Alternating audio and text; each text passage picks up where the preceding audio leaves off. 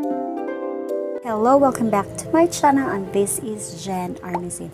And for today's video, I will be sharing God's way and how to pray. If you're interested in this video, so let's get started. Marami sa atin ang hindi marunong mag-pray, hindi alam kung saan magsisimula mag-pray, ano ang ipipray. So ngayon, isi-share ko sa inyo kung ano yung way ni Lord para tayo ay mag-pray. So I will be sharing with you Matthew 6 verse 10 to 13. So nandito, no? Our Father in heaven, hallowed be your name, your kingdom come, your will be done on earth as it is in heaven. Give us this day our daily bread, and forgive us our debts, as we also have forgiven our debtors. And lead us not into temptation, but deliver us from evil. Paano nga bang mag-pray? So number 1 is acknowledge His presence. Dapat i-humble natin ang ating selves that we can do nothing without God, without Him. Let's seek His presence. Let's acknowledge His presence, His sovereignty. Pray natin na His will be done in our lives. Not our will, not our plan, not our desire, but His plan and will be done in our lives. Nandito yung i-praise natin siya. Let's thank Him for His goodness, for His love for us, for saving us. And number 2 is let's pray for provision. Hingin natin yung great provision na galing kay Lord. So, nandito sa verse 11, give us this day our daily bread. Hingin natin yung mga needs natin dahil si Lord hindi na tayo pababayan. He will provide our needs. Let's pray for our needs. Dapat hingin natin yun. We'll say it verbally. Let's confess with our mouth na He will provide our needs every day. Let's pray for God's provision. Number 3 is let's pray that God will forgive us our sins, and also let's forgive others. Dito sa verse 12, forgive us our debts, and also we have forgive our enemy.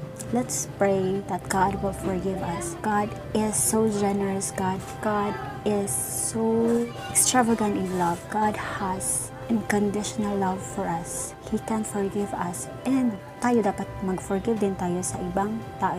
Si God nga na-forgive sa atin, so wala tayong karapatan na hindi mag-forgive ng ibang tao. Let's forgive ourselves. Let's forgive others. Number 4 is i-pray natin na ilayo tayo ni Lord sa kapahamakan. Na let's pray that He will deliver us from the enemy. Dito sa last verse 13, and lead us not into temptation, but deliver us from evil. I-pray natin na ilayo tayo ni Lord sa kapahamakan, sa tricks ng kaaway, sa temptation, sa lahat-lahat, sa curses, sa sickness, sa lahat-lahat doon natin. Hingin natin kay Lord na ilayo tayo sa enemy. He will shield us, He will protect us with His blood. Yun yung nasa Bible. Pero may pa-bonus ako. Last, number 5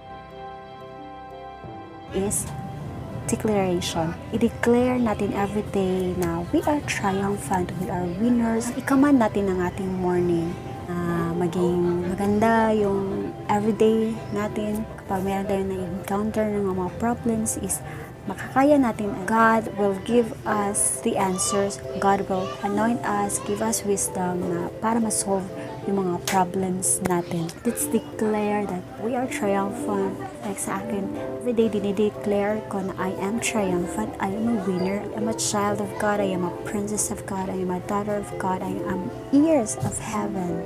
Kiniklaim ko yung mga promises ni Lord because I am a child of God. So, declare natin yun, no? Libre lang yun. Declare natin na, Lord, thank you sa blessings, thank you sa mga tao na gagamitin mo for us to bless us, for us to bless others. Dapat hindi tayo nagpapadala ng tricks ng kaaway para maging maganda yung day natin at walang rumang kaaway na agibain yung day natin dahil God's blessings is pouring out in our body. Ganun lang kadali. Ang sana itong Matthew 6 pattern is huwag niyong i-memorize. Dapat isa puso natin. Dapat maging personal yung prayers natin. Hindi wrong grammar man yan, hindi man yan English or anong language ka. Pero dapat we'll pray from the heart dahil ang puso naman talaga yung tinatanaw ni Lord. Your heart matters, not your words. What really inside you, that matters. Sana meron kayong natutunan sa aking maikling video, and always remember that Jesus loves you so much. See you in my next vlog, everyone. God bless and keep safe. Bye-bye.